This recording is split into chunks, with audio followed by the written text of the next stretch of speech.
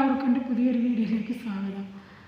ഇന്ന് ഞാൻ പറയാൻ പോകുന്നുണ്ടല്ലോ, എൻ്റെ ബാല്യകാലത്തിൽ എൻ്റെ നാട്ടിൽ ഞങ്ങൾ കളിച്ച് വളർന്ന 80ലും 85ലും ഇടയിലുള്ള കിഡ്സുകൾക്ക് കുറച്ചൊക്കെ ഇഷ്ടപ്പെടുന്ന കാര്യങ്ങളാണ് കേട്ടോ ഞാൻ പറയാൻ പോകുന്നത്. നിങ്ങൾക്ക് ഇഷ്ടപ്പെടുമില്ലെന്ന് എനിക്കറിയില്ലെങ്കിൽ എൻ്റെ അനുഭവം ഞാൻ പറയാം കേട്ടോ. ഞാൻ ജനിച്ച് വളർന്ന നല്ലൊരു ഗ്രാമപ്രദേശത്തുള്ള ഗ്രാമം എന്ന് പറഞ്ഞാൽ നല്ല കുഗ്രാമം. റബ്ബറാണ്, ഞങ്ങളുടെ വീടിൻ്റെ അടുത്ത് മുഴുവനും റബ്ബർ തോട്ടങ്ങളാണ്.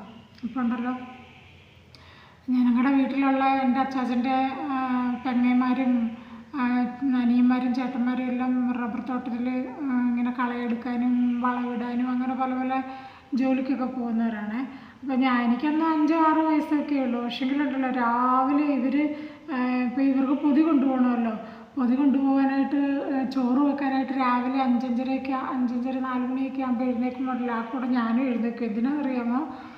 ഇവർ പോകുന്നതിന് മുമ്പേ ഉണ്ടല്ലോ, എനിക്ക് പൊന്നുക്കടയിൽ പൊന്നൂരമ്മ ഉണ്ടാക്കുന്ന പാലപ്പമുണ്ട്, അതെനിക്ക് കിട്ടണം. അതിന് വേണ്ടിയിട്ട് ഞാൻ ഇവരുടെ കൂടെ ചാടി എഴുന്നേൽക്കും. ആരെങ്കിലും അച്ഛൻ്റെ അനിയന്മാരോ പെങ്ങന്മാരോ ആരെങ്കിലും ഒരാൾ എനിക്ക് പൈസ തരും. വലിയ പൈസയൊന്നുമില്ല കേട്ടോ, ചെറിയ പൈസയേ ഉള്ളൂ. അപ്പോൾ ഇത് കഴിക്കാൻ വേണ്ടിയിട്ടാണ് ഞാൻ രാവിലെ ഇവരുടെ കൂടെ ചാടി എഴുന്നേൽക്കുന്നത് കേട്ടോ. എന്നിട്ട് ഞാൻ ഈ പൈസയും കൊണ്ട് പൊന്നുക്കടയിൽ പോയി പൊന്നൂരമ്മയുടെ വെള്ളയപ്പം മേടിച്ചുകൊണ്ട് വരും.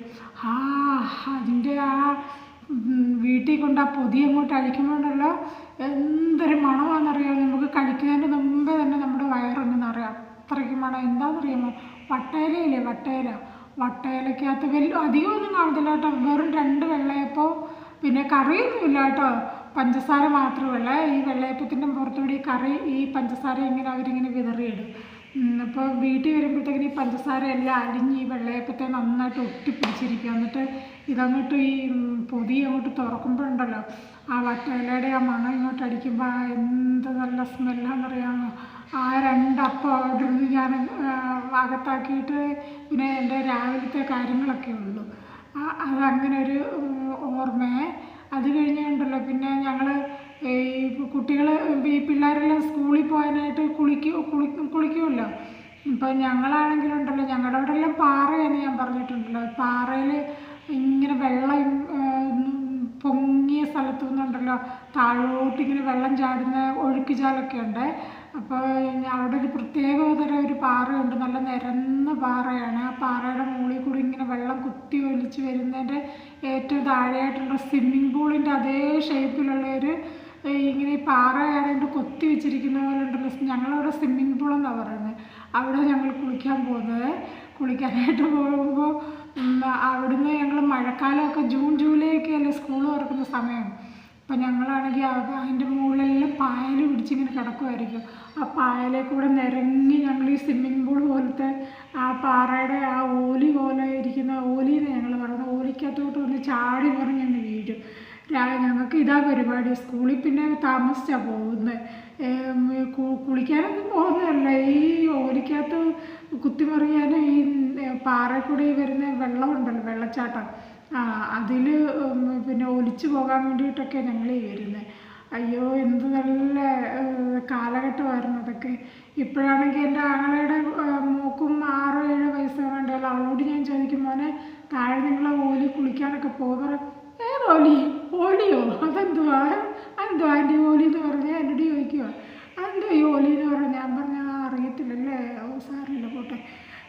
പിന്നെ അവിടെ നിന്ന് ആരെയൊക്കെ പോകത്തൊന്നുമില്ല, അവിടെ എല്ലാം കാടി പിടിച്ച് കിടക്കുക. ഞങ്ങൾക്കൊക്കെ പേടി, ഞങ്ങളാരും അതുവഴിയൊന്നും പോകത്തൊന്നുമില്ല. പിള്ളേർക്ക് അറിയത്തുപോലുമില്ല സ്ഥലം എവിടെ വന്ന് പോലുമേ. അങ്ങനെയൊക്കെ. അത് കഴിഞ്ഞിട്ട് ഞങ്ങളാണെങ്കിൽ ഈ പണ്ട് സിനിമാക്കൊട്ട, ഞങ്ങളുടെ വീടിൻ്റെ അക്കരയിൽ ഒരു സിനിമാക്കൊട്ടയുണ്ട്. ആ സിനിമാക്കൊട്ടയിലാണെങ്കിൽ ആഴ്ചയിൽ ഇങ്ങനെ പിക്ചർ ചേഞ്ച് ആകുമ്പോഴത്തേക്കിന് അന്നൊക്കെ ആണെങ്കിൽ വാഹനങ്ങളൊക്കെ വളരെ വിരളമായിട്ടുള്ളേ ഉള്ളൂ.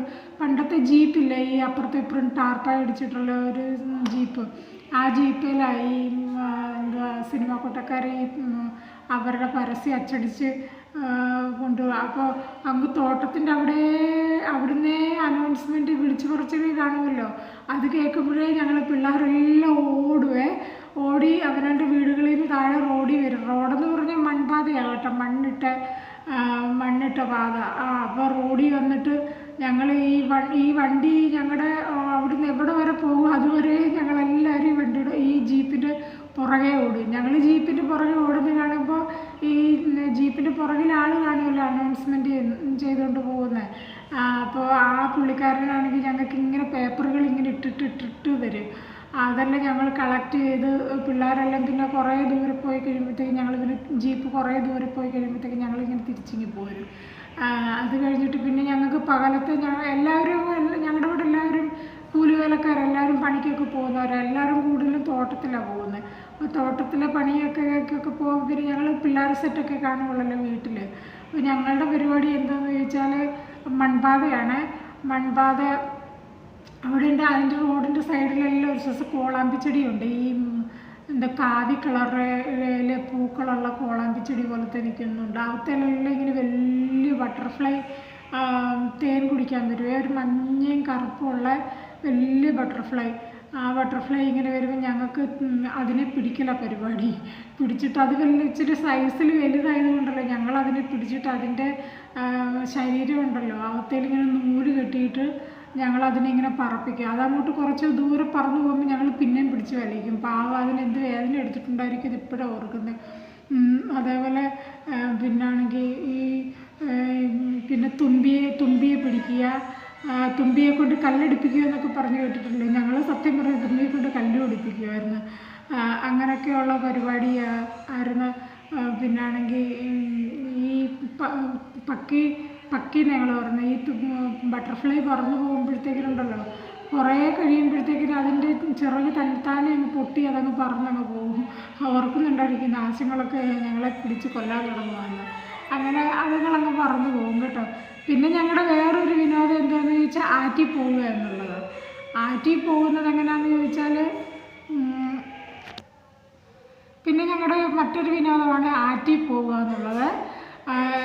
വൈകുന്നേരം വൈകുന്നേരമൊക്കെ ആകുമ്പോഴത്തേക്കും ഞങ്ങളെല്ലാവരും ആറ്റിൽ പോകും. ആറ്റിൽ പോവുക എന്ന് പറയുന്നത് വലിയൊരു വിനോദമാണ്. വെള്ളത്തിൽ കിടന്ന് കുത്തിമറിയാനും അങ്ങോട്ട് ഇറങ്ങി പോകുമ്പോൾ എല്ലാവർക്കും ഭയങ്കര ഉത്സാഹമാണ്. കാരണം മലയുടെ മണ്ടയിലാണല്ലോ ഞങ്ങളുടെ വീട്. അപ്പോൾ അങ്ങോട്ട് പോകുമ്പോൾ ഭയങ്കര ഉത്സാഹമാണ്. എല്ലാവരും തുള്ളിച്ചാടി അങ്ങ് ഇറങ്ങി പോകും. തിരിച്ച് കയറി വരാൻ നേരത്തെ ഭയങ്കര പാട്. ഈ താഴെ കുന്നിൻ്റെ മണ്ടയിലോട്ട് കയറണമല്ലോ. അപ്പോൾ കയറി വരാൻ നേരത്തെ അങ്ങ് നന്നായിട്ട് ദാഹിക്കും. ഇന്നത്തെ പോലെ ബിസ്ലറി ബോട്ടിലുകളൊന്നും ഇല്ലല്ലോ. അല്ലെങ്കിൽ ആറ്റിൽ നിന്ന് കുറച്ച് വെള്ളം അതിനകത്ത് നിറയ്ക്കാനൊന്നും അന്നൊന്നും ബോട്ടിലൊന്നും ഇല്ല. ഇങ്ങനത്തെ പ്ലാസ്റ്റിക് ബോട്ടിലുകളൊന്നും ഇല്ല. അപ്പോൾ ഞങ്ങൾ കയറി വരുമ്പോൾ അവിടുന്ന് ഇവിടുന്ന് എല്ലാം വീടുകളിൽ നിന്നെല്ലാം വെള്ളം കുടിച്ചാണ് ഞങ്ങളങ്ങ് മുകളിൽ കയറി പോകുന്നത്. അതിൻ്റെ ഇടയിലാണെങ്കിൽ ഈ പറങ്ങാണ്ടിപ്പഴം ഉണ്ടല്ലോ, പറങ്ങാണ്ടി എല്ലാം എറിഞ്ഞ് താഴെ ഇട്ട് അത് ഞങ്ങൾ തിന്ന് കുടിച്ച് പറങ്ങാണ്ടിയുടെ ആ നീര് തൊണ്ടയ്ക്ക് ചെല്ലുമ്പോൾ നല്ലൊരു ആശ്വാസമുണ്ട്. അങ്ങനെ അതൊക്കെ കുടിച്ചിട്ട് ഞങ്ങളങ്ങനെ അങ്ങ് ഞങ്ങളുടെ വീടുകളിൽ പോകും. പിന്നെ എന്ന് പറഞ്ഞാൽ വേറൊരു എനിക്ക് മനസ്സിൽ ഓർമ്മ വരുന്നൊരു കാര്യമാണ്, ഞങ്ങളുടെ വീടിൻ്റെ അക്കരയിലൊരു അമ്പലമുണ്ട്. അമ്പലത്തിൽ ഉത്സവം നടക്കുമ്പോൾ ഞങ്ങളുടെ ആ ഭാഗത്തുള്ള സകലമാന പേരും അമ്പലത്തിൽ ഉത്സവം കാണാനായിട്ട് പോകുവേ. എല്ലാവരും അമ്പലത്തിൽ ഉത്സവം കാണാൻ പോകുമ്പോഴുള്ള എൻ്റെ വീട്ടിൽ നിന്ന് മാത്രം ആരും പോകുകയല്ല. പിന്നാണെങ്കിൽ ആരും പോകാത്തതുകൊണ്ട് എനിക്കാണെങ്കിൽ ഭയങ്കര വിഷമമായിട്ടോ. എല്ലാ പിള്ളേരും അപ്പോൾ കുളിക്കാനായിട്ട് പോകുമല്ലോ, വൈകുന്നേരം കുളിക്കാനായിട്ട് പോകുമ്പോൾ എല്ലാവർക്കും ചർച്ച ചെയ്തായിരിക്കും അമ്പലത്തിൽ പോകുന്ന കാര്യമായിരിക്കും ചർച്ച. പക്ഷേ എനിക്ക് പോകാൻ പറ്റാത്തതുകൊണ്ട് എനിക്ക് ഭയങ്കര സങ്കടം. അപ്പോൾ അമ്പലത്തിലാണെങ്കിൽ ഗാനമേള കാണും. പിന്നെ അതേപോലെ ഇത് കാണും, നാടകവും കാണും. അപ്പോൾ ഗാനമേള കഴിയുന്നിടം വരെ രാത്രി ഞാനിങ്ങനെ ചെവിയോർത്ത് കിടക്കും. അമ്പലത്തിൽ പാടുന്ന എല്ലാ ഗാനമേളയും കേൾക്കും, അതേപോലെ നാടകവും എല്ലാം കേൾക്കും. അതുകൊണ്ടുണ്ടല്ലോ എനിക്ക് എൻ്റെ ആ ബാല്യകാലത്തിൽ എനിക്ക് അമ്പലത്തിൽ പോകാനും ഇതൊന്നും കാണാനൊന്നും ആസ്വദിക്കാനൊന്നും പറ്റാത്തതുകൊണ്ട് എനിക്ക് ഭയങ്കര വിഷമമായിരുന്നേ.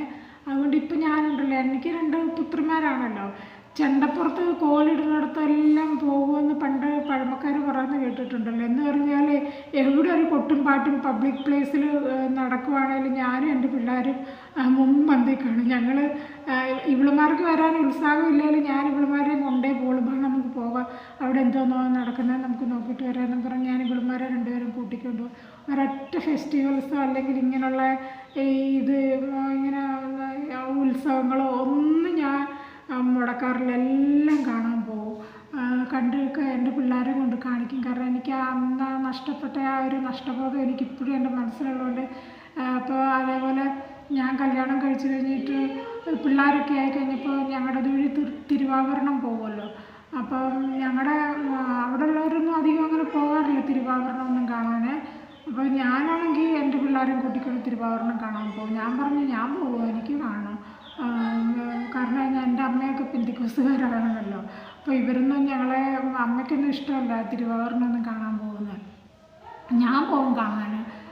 കാണാൻ പോവുകയും ചെയ്യും. പിള്ളേരാണെങ്കിൽ അവിടെ ചെന്നൊന്ന് തൊഴുകയും കാര്യങ്ങളൊക്കെ ചെയ്യുകയൊക്കെ ചെയ്യും. അങ്ങനെയൊക്കെയായിരുന്നു എൻ്റെ ബാല്യകാലം.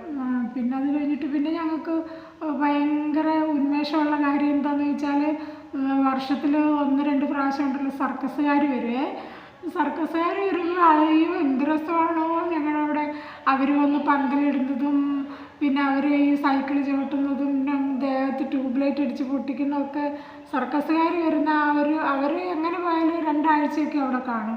ആ 2 ആഴ്ച ഞങ്ങൾക്കങ്ങ് ഉത്സവമാണ്. ഉത്സവം എന്ന് പറഞ്ഞാൽ ഞങ്ങൾക്ക് അത്രയ്ക്ക് സന്തോഷം. ഈ സർക്കസുകാർ പോയി കഴിയുമ്പോണ്ടല്ലോ പിന്നെ ഞങ്ങൾക്കങ്ങ് ഭയങ്കര നിരാശയാവുമേ. പിന്നെ ആണെങ്കിൽ വൈകുന്നേരം അമ്മ പണിയൊക്കെ കഴിഞ്ഞ് വരുമ്പോൾ ചിലപ്പോൾ മഴയൊക്കെ ആണെങ്കിൽ പിന്നെ കടയിൽ പോയി തീപ്പെട്ടിയൊക്കെ മേടിക്കാനായിട്ട് രാത്രി വരുമ്പോഴത്തേക്കിന് തീ കത്തിക്കണ്ടേ. വൈകുന്നേരം വരുമ്പോൾ അടുപ്പിൽ തീ കത്തിക്കേണ്ടത് കൊണ്ട് ചിലപ്പോൾ നോക്കുമ്പോൾ തീപ്പെട്ടിയൊന്നും കാണത്തൊന്നുമില്ല കേട്ടോ. അപ്പോൾ അമ്മ എന്നോട് ഒരു ചിരട്ട ഇങ്ങനെ തന്നിട്ട് പറയുന്നത് നീ അപ്പുറത്ത് പോയി കുറച്ച് തീ മേടിച്ചുകൊണ്ട് വരാൻ പറഞ്ഞ് എന്നെ പറഞ്ഞു വിടുവേ. അപ്പോൾ ഞാൻ ചിരട്ടക്കകത്ത് തീ മേടിച്ചുകൊണ്ട് അമ്മയ്ക്ക് കൊണ്ട് കൊടുക്കും.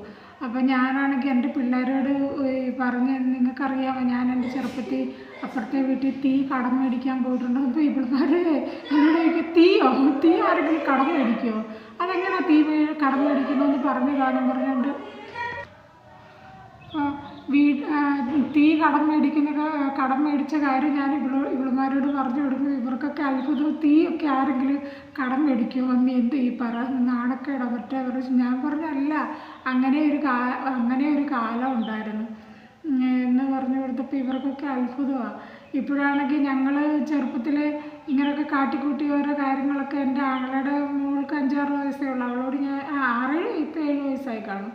അവളോട് ഞാനിങ്ങനെ ഓരോരോ കാര്യം ചോദിക്കുമ്പോൾ അവർക്ക് ആറ്റിൽ പോകുന്ന കാര്യമോ കുളിക്കുന്ന കാര്യമോ അല്ല ആറ്റിൽ പോയി കുളിക്കുന്ന കാര്യമൊന്നും അതൊന്നും വലിയ പ്രശ്നമേ അല്ല. അവർ പറഞ്ഞു ആറ്റിലൊക്കെ ഇപ്പോൾ ആരാ പോകുന്നത്, അവിടെയൊക്കെ ആണെങ്കിൽ ഭയങ്കര ഒഴുക്കാണ്, ഇവിടെ പിന്നെ വീട്ടിൽ വെള്ളമുള്ളപ്പോഴാണ് ഇനി ആറ്റിൽ കുളിക്കാൻ പോകുന്നത് എന്നൊക്കെ എന്നോട് ചോദിക്കുന്നത്. വലിയ അമ്മച്ചിമാർ വർത്താനം പറയുന്ന പോലെ ആൾ സംസാരിക്കുന്നത്. ആറ്റിക്ക് എന്തുവാ, ഞങ്ങളാരും ആറ്റിലൊന്നും പോകത്തൊന്നുമില്ല. പിന്നാണെങ്കിൽ അപ്പോൾ ഞാൻ ഓരോരോ ഇങ്ങനെ എനിക്കുണ്ടായ ചെറുപ്പത്തിലെ അനുഭവങ്ങളൊക്കെ ഇങ്ങനെ ഓർത്ത് ഞാൻ ഇവളോട് ഓരോരോ കാര്യം ചോദിക്കുവേ. അപ്പോൾ എന്നോട് ചോദിക്കണം ആൻറ്റിക്ക് എന്തോ വട്ടാണോ, ഇപ്പം ഇവിടെ ആരും അങ്ങനെയൊന്നും പോകത്തൊന്നുമില്ല, ഇവിടെ ആരും അങ്ങനെ ചെയ്യത്തില്ല, ഇവിടെ ആരും എനിക്കറിയത്ത് പോലും ഇല്ല എന്നൊക്കെയാണ് കൊച്ചനോട് പറയുന്നത്. അങ്ങനെയൊക്കെയായിരുന്നു ഞങ്ങളുടെ ബാല്യകാലങ്ങൾ. അതൊക്കെ ഓർക്കുമ്പോഴുണ്ടല്ലോ എന്തൊരു സുഖം തരുന്ന ഓർമ്മകളാണ് അതൊക്കെ. ആ കാലങ്ങളൊന്നും ഇനി തിരിച്ചു വരത്തില്ല. കാരണം ഇപ്പോഴത്തെ പിള്ളേർക്ക് അതിനെപ്പറ്റിയൊന്നും അറിയത്ത് പോലുമില്ല. അവർക്ക് മൊബൈൽ ടി വി അവരുടെ ലോകം, അതല്ലാതെ അവർക്ക് യാതൊരു ഇതുമില്ലല്ലോ. ഇങ്ങനെയൊക്കെ അതൊക്കെ ഓർക്കുമ്പോൾ ഉണ്ടാകുന്ന ഒരു സന്തോഷം അതൊന്ന് വേറെ ലെവൽ തന്നെ.